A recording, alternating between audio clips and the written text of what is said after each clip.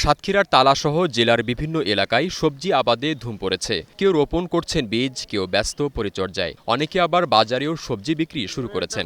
কফিটি এমনি শীতকালের কফি, কিন্তু আমরা গরমের কালে লাগাই, কিন্তু এতে ভালো ফলাফল পাওয়া যেতেছে। দাম ভালো আছে, আনন্দ আছে, কিন্তু দাম যদি নাই পেতাম কিন্তু আনন্দ হতো না, মুখে হাসিও থাকতো না। কপি টপি এইসব ঝাল বেগুন টেগুন এসব লাগাই, এর জন্য আমরা কাজকর্ম করি, এতে আমাদের সংসার চলে।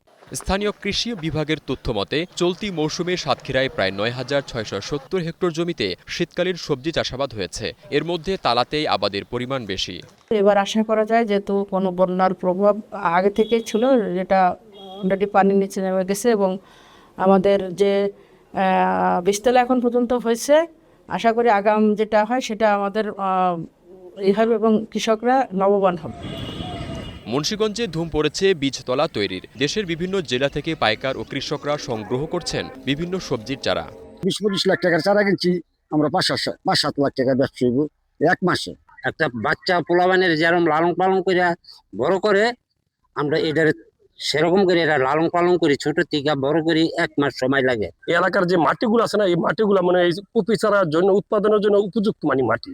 চাহিদা বেশি দেশি কাইট্টা, কাউকা, পৌষা, লিঞ্জা, 60টা স্নো হোয়াইট ও ব্রোকলি জাতের কপির চারার। তবে রোগবালাই ও বীজের দাম নিয়ে চ্যালেঞ্জের মুখে চাষিরা।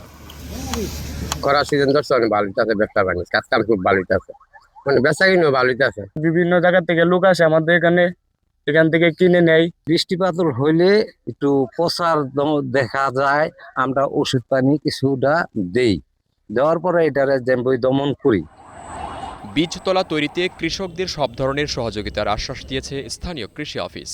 তো আনুমানিক তারা সব মিলে কিন্তু প্রায় 2 কোটির মতো বাণিজ্য জায়গায় তাদের হবে। বৃষ্টি হলে সেই জায়গায় ছত্রাকের সমস্যা দেখা যায়, সেই ক্ষেত্রে আমরা তাদের কার্পেন্ডাজিন গ্রুপ অথবা ম্যাক্রোজেব প্লাস মেটালোজিল গ্রুপের ওষুধ আমরা প্রিফার করে থাকি এবং তারা এগুলি প্রয়োগ করে এবং তারা এই ক্ষেত্রে কৃষি অফিস তারা সবসময় পাশে আছে এবং আমার উপসাগরী কৃষি কর্মকর্তা মাঠে তাদের সবসময় পরামর্শ দিয়ে যাচ্ছে।